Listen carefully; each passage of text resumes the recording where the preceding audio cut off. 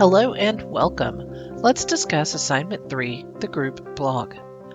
As always with college classes, you will have to do some group work, and this is it.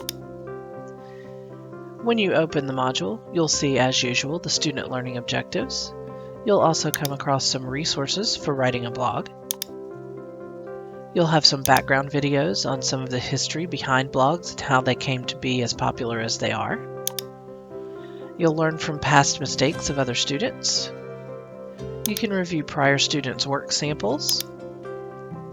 And of course, you have your assignment expectations. Please note that you do not see the submit link in my student preview video because I am not part of a group. You will only see your own group's submission area here. We'll talk more about that in a moment. Let's look at these expectations.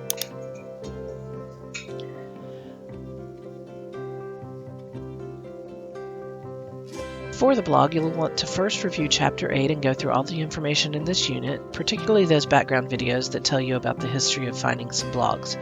Then you want to find one that interests you and your group mates. There's 3 or 4 people in each group, so make contact, use the discussion boards, and figure out what you want to work with.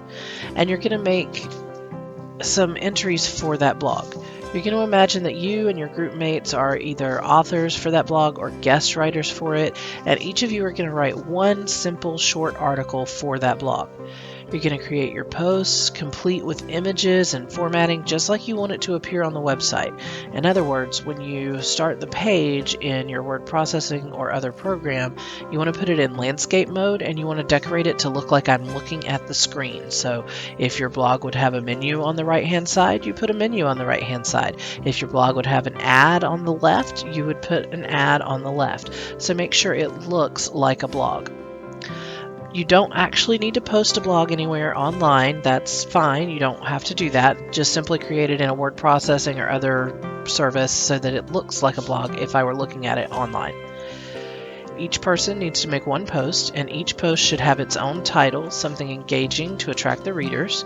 You want to format it exactly as you want it to appear online, so it's not MLA, it's not APA, it wouldn't be double-spaced, you wouldn't have headers with names and page numbers. It needs to be between 200 and 400 words. If it's too short, it's not enough information, and if it's too long, you're going to lose your reader. You need to have at least one image per post, though you can use more. Any images not found under free use must be captioned with an 8-point right-aligned font that says photo courtesy with the link there. Please don't use the link from the actual Google search. Go to the page where the link is housed, so it's a shorter link. You may also use your own original photos, but please make sure that if you do so, that you use the same sort of caption format and just say photo courtesy with your first and last name.